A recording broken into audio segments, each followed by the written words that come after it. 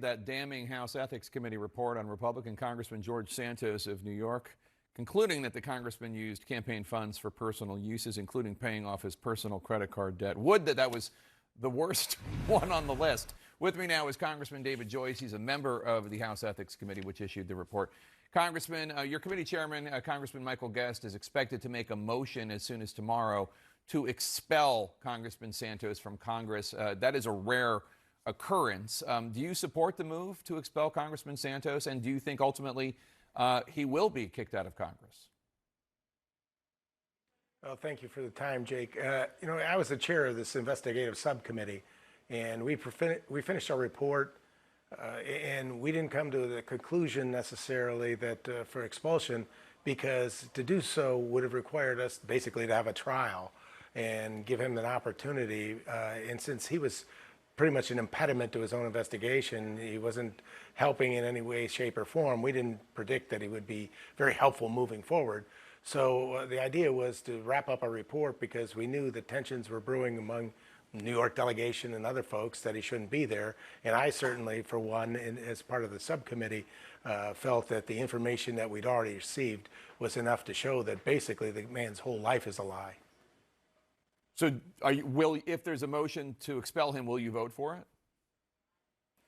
Well, sir, I may have to run that investigation on the floor because technically on the floor he's going to have he'll be allowed to provide a defense. And so I don't want to consider to be prejudging him if I'm necessarily the prosecutor on it. But I think as you have laid out, and certainly Manu has laid out, the case against him is very strong.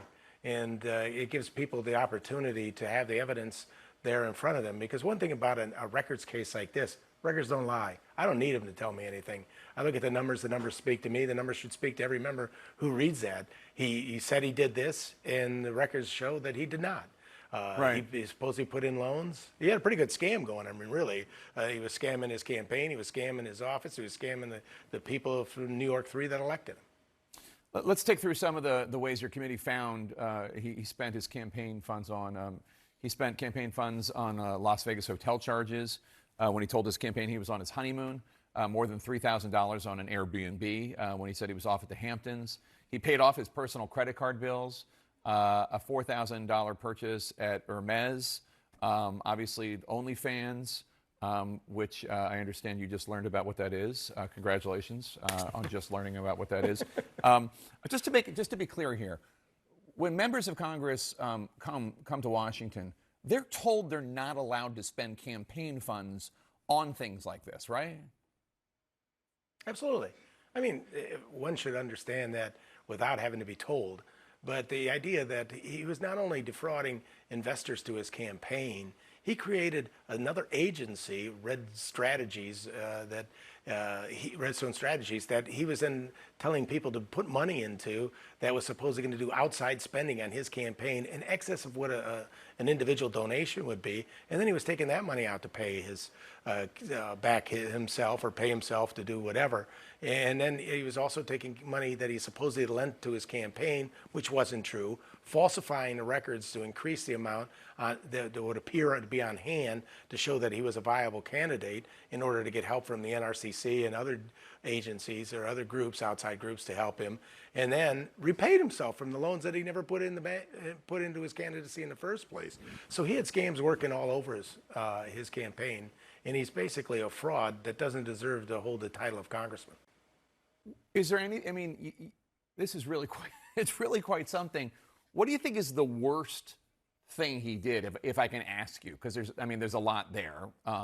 What's the most offensive offense? Well, running. I mean, when you run for Congress the first time, his own campaign put together an Oppo report on himself.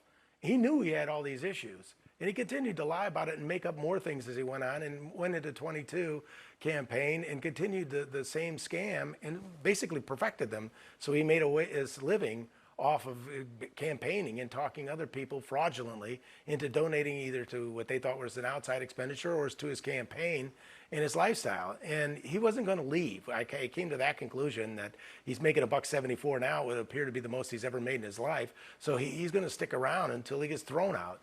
And I leave it up to the rest of the members of Congress to read the report and be there when Chairman Guest files his motion. Quite a thing. Quite a thing. I think it was Leslie Jones who said, do you know what you have to do to be known as the unethical congressman? Congressman David Joyce, thank you so much. Really appreciate your time and your service on the Ethics Committee.